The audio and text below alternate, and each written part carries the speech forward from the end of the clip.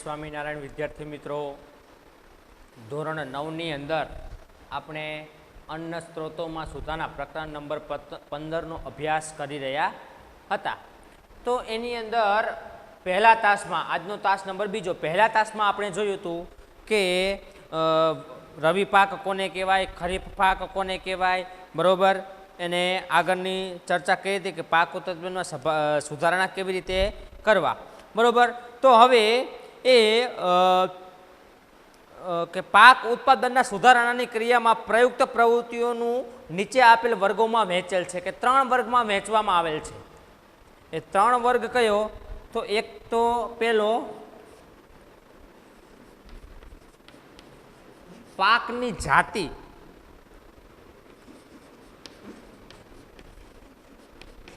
પાકની જાતિઓમાં સુધારણા કરવા.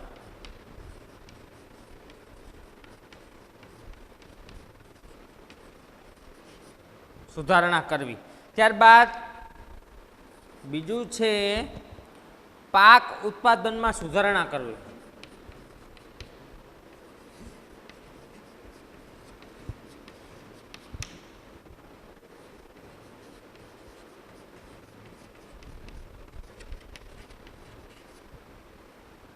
અને ત્રીજું છે પાક સુરક્ષાનું પ્રબંધન કરવું.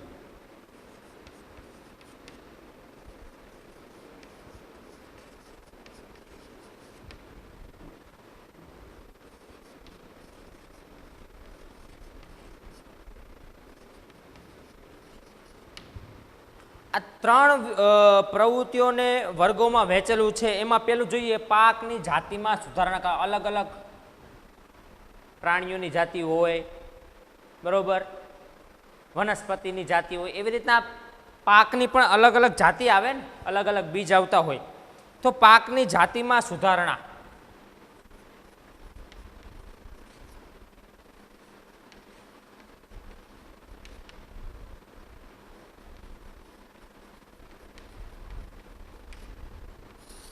જોઈએ એની અંદર શું કહે છે કે પાક ઉત્પાદન સારું થાય તે પ્રયત્ન પાકની જાતિની પસંદગી પર આધારિત છે.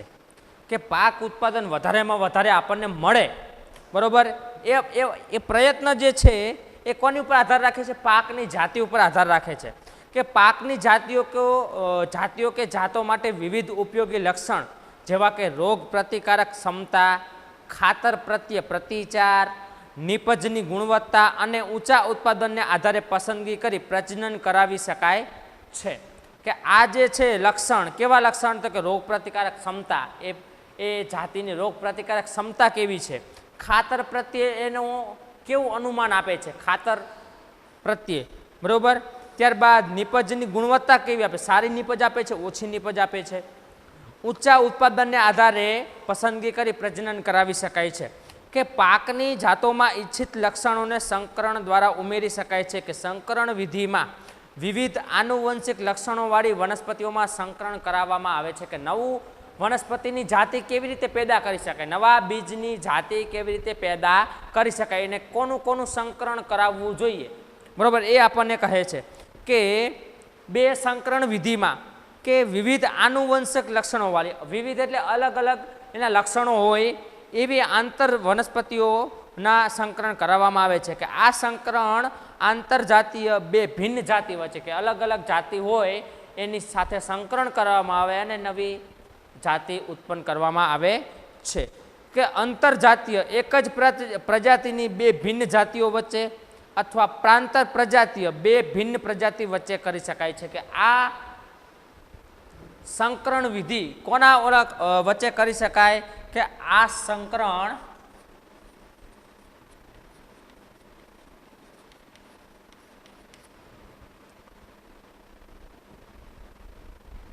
આંતરજાતીય,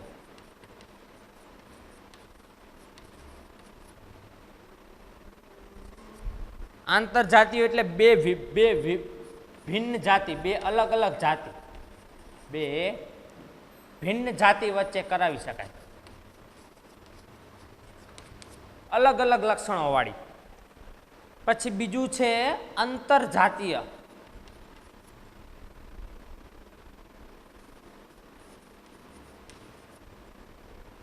એક જ પ્રજાતિની બે ભિન્ન જાતિઓ, એક જ પ્રજાતિ બે ભિન્ન જાતિઓ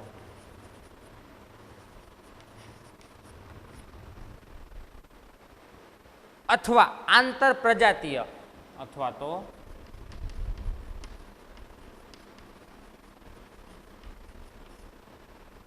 એક જ પ્રજાતિની બે ભિન્ન પ્રજાતિ વચ્ચે, બે ભિન્ન પ્રજાતિ વચ્ચે આવી રીતે સંકરણ વિધિ કરાવી શકાય. હવે પાક સુધારણાની બીજી રીત એ છે કે ઐચ્છિક લક્ષણોવાળા જમીનને ઉમેરવા. આવા પરિણામ સ્વરૂપે જનીનિક રૂપાંતરિક પાક મળે છે. બીજી કઈ પદ્ધતિ છે કે પાક ઉત્પાદનમાં સુધારણા કરવાની? તો કે ઐચ્છિક લક્ષણોવાળી જનીન, આપણામાં જનીન હોય ને, ડીએનએ હોય, આરએનએ હોય, એવી રીતે એનામાં ડીએનએ અથવા તો ઐચ્છિક લક્ષણોવાળા જનીનને ઉમેરવા અને નાના પરિણામ સ્વરૂપે જનીનિક રૂપાંતરિક પાક મળે છે, નવો પાક મળે છે. કે નવી જાતિઓને અપનાવવા કે સ્વીકારતા પહેલાં આવશ્યક છે કે પાકની જાતિની વિવિધ પરિસ્થિતિઓમાં જે વિભિન્ન ક્ષેત્રો કે વિસ્તારોમાં ભિન્ન ભિન્ન હોય છે તે સારું ઉત્પાદન આપી શકે છે. કે ખેડૂતોને સારી ગુણવત્તાવાળા વિશિષ્ટ બીજની પ્રાપ્તિ થવી જોઈએ. કે સારું ઉત્પાદન આપણે જોતું હોય તો આપણે સારા બીજની પસંદગી કરવી જોઈએ. આપણે સારું ઉત્પાદન જોતું હોય નબળું બીજ પસંદ કરવું જોઈએ ના. આપણે સારું ઉત્પાદન મેળવવું હોય, સારી વધારે પડતી નીપજ મેળવવી હોય આપણે, તો આપણે સારા બીજની પસંદગી કરવી જોઈએ. અથવા બીજ તે જ જાતિના હોવા જોઈએ. સારા બીજની પસંદગી કરવી જોઈએ અથવા તો જે બીજ આપણે પસંદગી કર્યો એ એની જ જાતિના હોવા જોઈએ, બરોબર. અને જે અનુકૂળ પરિસ્થિતિમાં અંકુરણ આપી શકે. કે કોઈ પણ પરિસ્થિતિ હોય, બરોબર, વધારે તાપમાન પડે, વધારે ઠંડી પડે, તો એ તકલીફ સામે એ અંકુરણ પામવું જોઈએ, એ તોય ઉગવું જોઈએ. કે સંવર્ધન પ્રણાલીઓ તથા પાક ઉત્પાદનની ઋતુ ભૂમિની ગુણવત્તા અને પાણીની પ્રાપ્યતા પર આધારિત છે.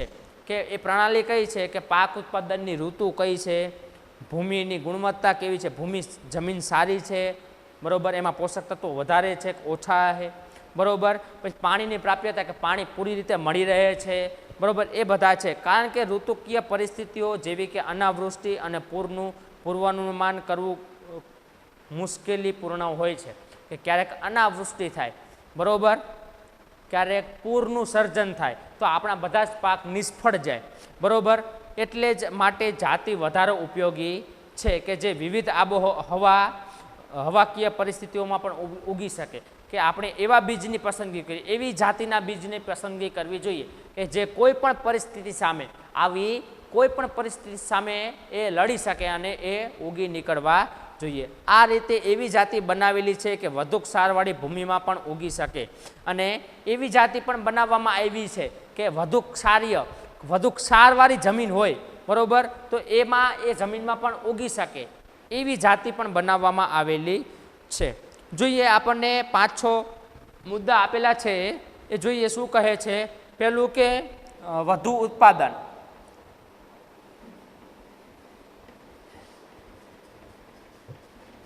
તો એની અંદર શું લખે છે કે એકર દીઠ પાકની ઉત્પાદકતામાં વધારો કરવો. એકર દીઠ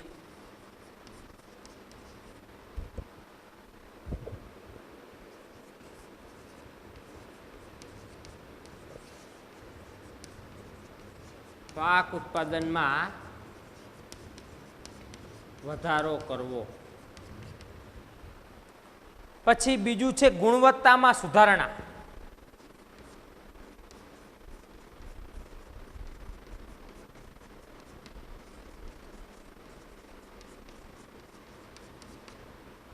તો એની અંદર જો કે પાક ઉત્પાદનની ગુણવત્તા પ્રત્યેક પાકમાં અલગ અલગ હોય છે. પાક ઉત્પાદનની ગુણવત્તા એટલે બધા પાકની ગુણવત્તા સરખી હોય નહીં, એ બધા પાકમાં અલગ અલગ હોય. કે ઘઉંમાં બેકિંગ ગુણવત્તા, કઠોળમાં પ્રોટીનની ગુણવત્તા, તેલીબિયામાં તેલની ગુણવત્તા અને ફળ અને શાકભાજીનું સંકરણ અગત્યનું છે. કે બધામાં અલગ હોય. તેલમાંથી તેલની ક્ષમતા વધારે નીકળતી હોય, ઘઉંમાં વધારે, કઠોળમાં પ્રોટીન આપણને શેમાંથી મળે? કઠોળમાંથી. તો કઠોળમાં પ્રોટીનની ગુણવત્તા વધારે હોય, બરોબર. તો એવી જે તેલીબિયામાં તેલની ગુણવત્તા હોય અને ફળ અને શાકભાજીનું સંરક્ષણ અગત્યનું છે કે ફળ અને શાકભાજીનું સંરક્ષણ કરવું જોઈએ. ત્યારબાદ ત્રીજો મુદ્દો છે કે જૈવિક અને અજૈવિક પ્રતિરોધકતા. જૈવિક અને અજૈવિક. જૈવિક અને અજૈવિક પ્રતિરોધકતા.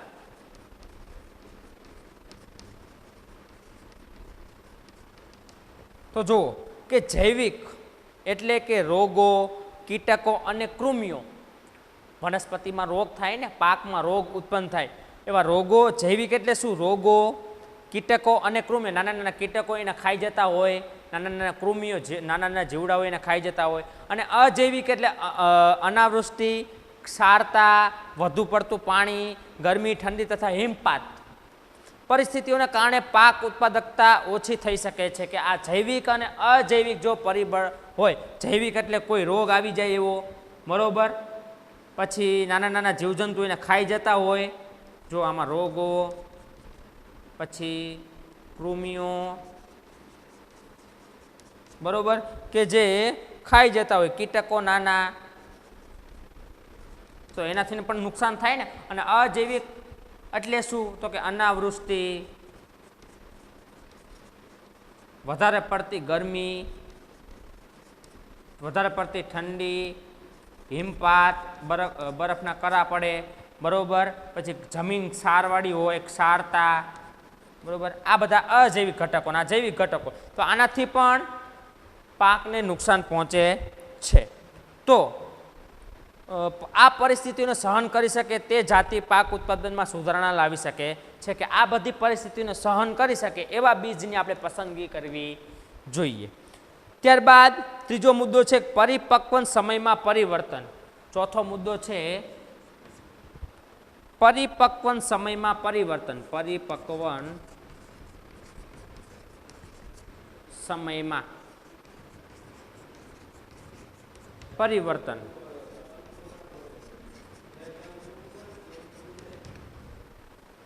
બરોબર. તો પાકને ઉગણવાથી લઈને કાપણી કે લણણી સુધી ઓછામાં ઓછો સમયગાળો તે આર્થિક દ્રષ્ટિએ સારું ગણાય. એટલે કે પરિપક્વન એટલે કે પાક જ્યારે પરિપક્વ થઈ જાય, લણાય એવો પાક થઈ જાય, એટલે પાકને ઉગણવાથી લઈને કાપણી કે લણણી સુધીનો ઓછામાં ઓછો સમયગાળો તે આર્થિક દ્રષ્ટિએ સારું ગણાય. આથી ખેડૂત પ્રતિવર્ષ પોતાના ખેતરોમાં ઘણો પાક ઉગાડી શકે છે. ઓછો સમયગાળો હોવાને કારણે પાક ઉત્પાદનમાં ધન પણ ઓછું ખર્ચાય છે અને સમાન પરિપક્વન કાપણીની ક્રિયાને સરળ બનાવે છે અને કાપણી દરમિયાન થનારા પાકને ઓછું નુકસાન થાય છે. કે જો સમયગાળો ઓછો હોય તો એના માટે ખર્ચાળ પણ ઓછું થાય છે, જેથી પાક વધારે આપણને મળે છે. અને સમાન કાપણીની ક્રિયાને સરળ બનાવે છે અને કાપણી દરમિયાન થનારા પાકને ઓછું નુકસાન થાય છે. કે કાપણી સમયે પાકને ઓછું નુકસાન થાય છે. ત્યારબાદ પાંચમો મુદ્દો છે વ્યાપક અનુકૂળતા.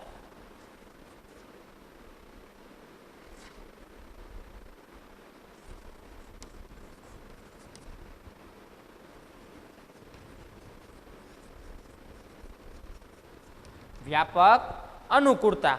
તો જોઈએ, વ્યાપક અનુકૂળતાવાળી જાતોનો વિકાસ કરવો વિવિધ પર્યાવરણીય પરિસ્થિતિઓના પાક ઉત્પાદનને સ્થાયી કરવામાં મદદરૂપ થાય છે. અને એક જ જાતિને વિવિધ વિસ્તારોમાં વિવિધ આબોહવામાં ઉગાડી શકાય છે. કે એક જ જાતિને બીજી અલગ અલગ આબોહવા, વાતાવરણવાળી જમીન હોય, અલગ અલગ આબોહવાવાળી અલગ અલગ વાતાવરણ હોય, ત્યાં પણ એક જ જાતિને અલગ અલગ વિસ્તારોમાં ઉગાડી શકાય છે. ત્યારબાદ છઠ્ઠો મુદ્દો છે ઐચ્છિક કૃષિકીય લાક્ષણિકતા. ઐચ્છિક કૃષિકીય લાક્ષણિકતા.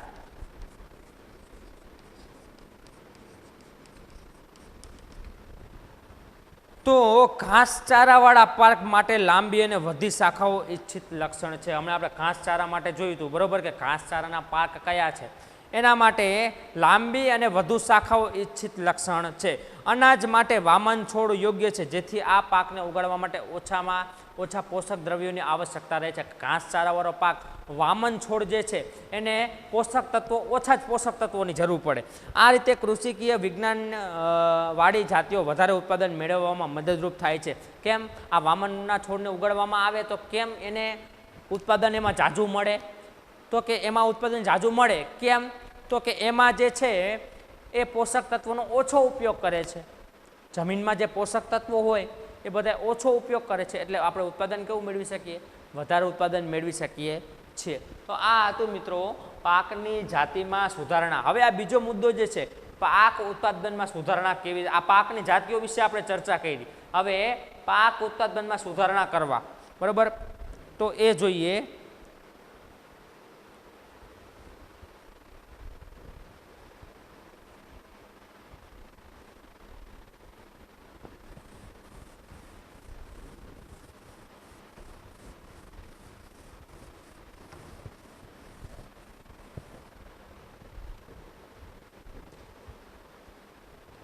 પાક ઉત્પાદન પ્રબંધન.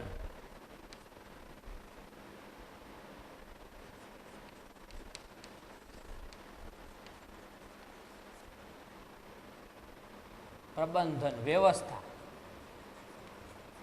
એટલે વ્યવસ્થાપન.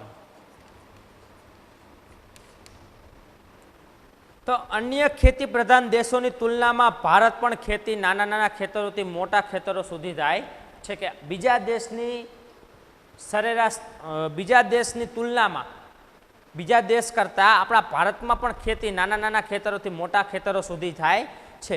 એટલા જ માટે વિવિધ ખેડૂતો પાસે ભૂમિ, ધન, સૂચનાઓ અને તકનીકીની પ્રાપ્યતા ઓછી અથવા વધારે હોય છે.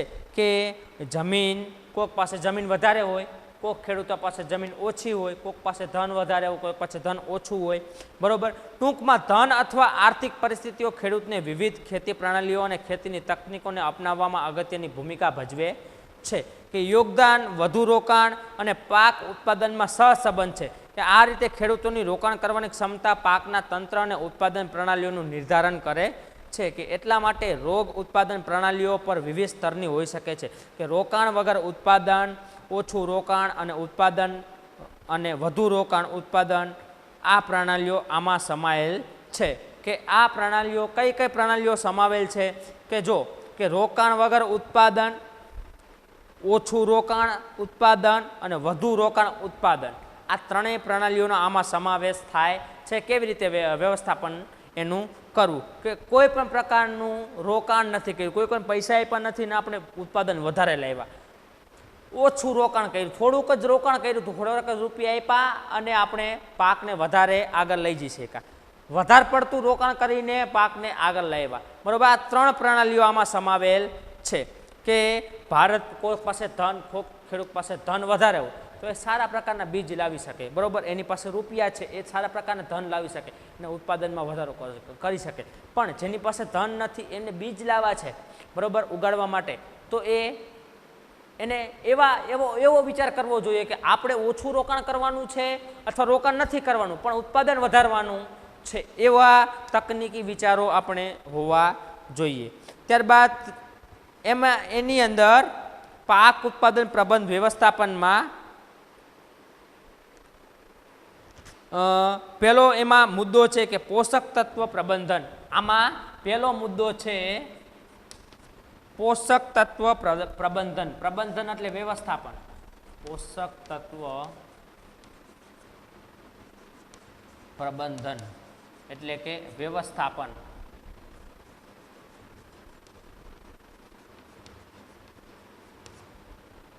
બરોબર. તો જો એની અંદર મિત્રો કે જેવી રીતે આપણને વિકાસ, વૃદ્ધિ અને તંદુરસ્ત રહેવા માટે ખોરાકની આવશ્યકતા હોય છે તેવી જ રીતે વનસ્પતિઓને પણ વૃદ્ધિ માટે પોષક તત્વોની આવશ્યકતા હોય છે.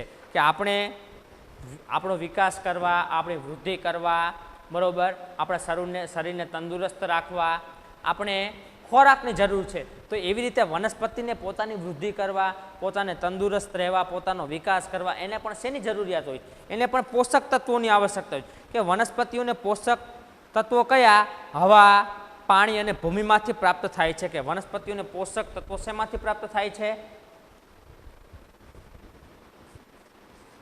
વનસ્પતિને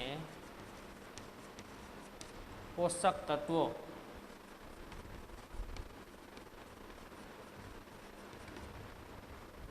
હવા, પાણી અને જમીનમાંથી પ્રાપ્ત થાય છે.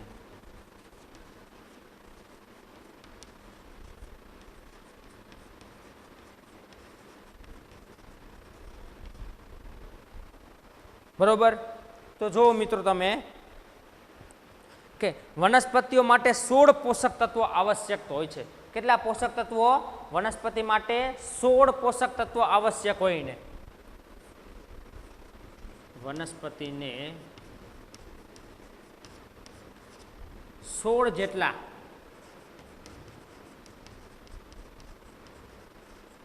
પોષક તત્વો આવશ્યક હોય છે.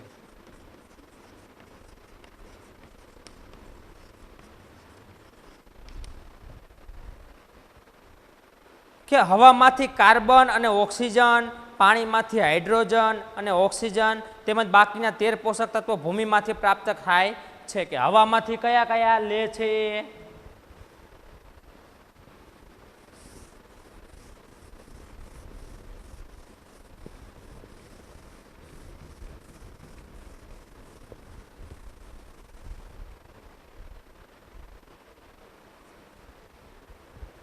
બરોબર. જો એ હવામાંથી કયા પોષક તત્વો લે છે? હવામાંથી કાર્બન અને ઓક્સિજન.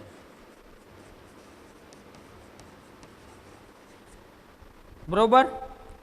ત્યારબાદ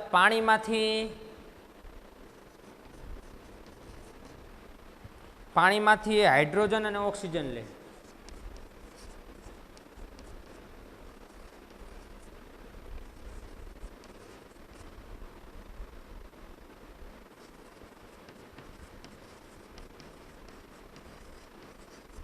પાણીમાંથી હાઇડ્રોજન અને ઓક્સિજન અને બાકીના જે 13 તત્વો વધ્યા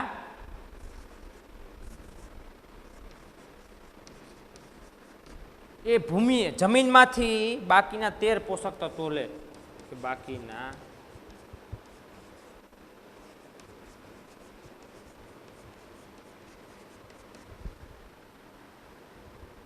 બાકીના 13 પોષક તત્વો એ જમીનમાંથી પ્રાપ્ત કરે છે. કે આ 13 પોષક તત્વોમાંથી 6 ની માત્રા વધારે જોઈ છે અને કેટલાક તેઓને બૃહદ પોષક તત્વો પણ કહે છે. આ 13 માંથી 6 એવા છે 13 માંથી 6 એવા છે કે જેની વધારે જરૂર, 6 પોષક તત્વોની વધારે પડતી જરૂર, 6 પોષક તત્વોની વધારે જરૂર હોય. આ 13 માંથી 6 પોષક તત્વોની વધારે જરૂર હોય. બાકીના 7 પોષક તત્વોની જરૂરિયાત ઓછા પ્રમાણમાં હોય. બાકીના 7 પોષક તત્વો, બાકી જે 7 વધ્યા એ 7 પોષક તત્વોની જરૂરિયાત તો છે પણ ઓછી જરૂરિયાત છે.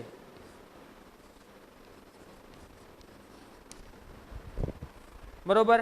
તો એટલા માટે તેઓને લઘુ પોષક તત્વો કે સૂક્ષ્મ પોષક તત્વો કહે છે. કે ઓછી જરૂર છે એને લઘુ પોષક તત્વો અને જે 6 પોષક તત્વોની વધારે જરૂર છે એને ગુરુ પોષક તત્વો કહે છે.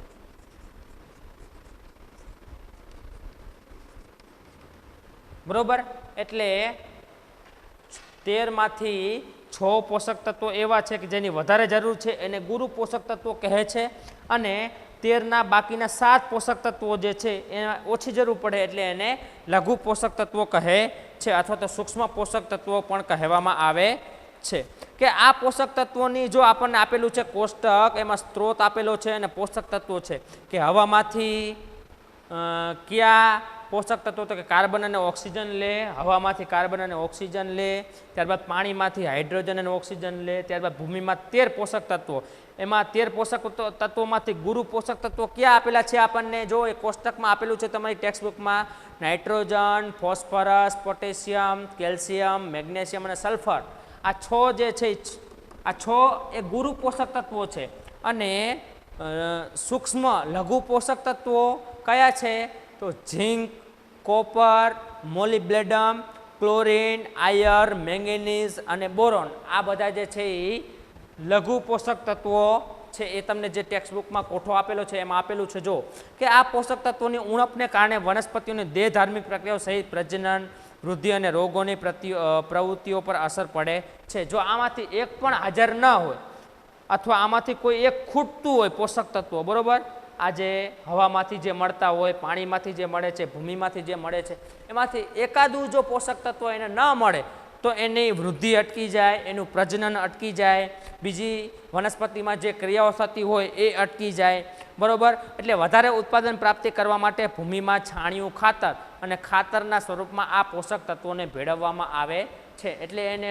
કોઈ પોષક તત્વોની ઉણપ ન રહી જાય, કોઈ પોષક તત્વો એને ન મળે એના માટે કોઈ બધા પોષક તત્વો એને મળી રહે એના માટે એમાં જમીનમાં છાણિયું ખાતર આપણે ઉમેરવું જોઈએ, બરોબર. હવે ખાતર વિશે સેન્દ્રિય ખાતર, પછી ખાતરો વિશે આપણને આપેલું છે એ આપણે હવે નેક્સ્ટ વિડીયોની અંદર જોઈશું. અસ્તુ. જય સ્વામિનારાયણ.